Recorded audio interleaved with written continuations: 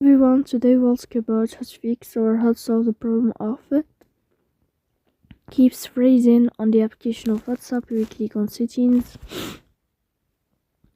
In this page,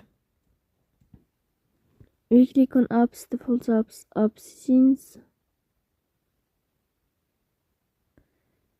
Here in this page, you're scrolling down until you find WhatsApp. And here we click.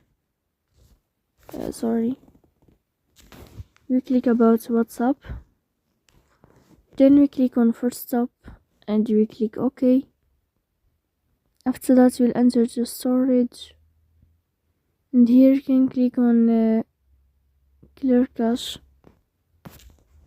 So please don't forget to support us by a like and subscribe. See you next time in another video, and thank you for your watching.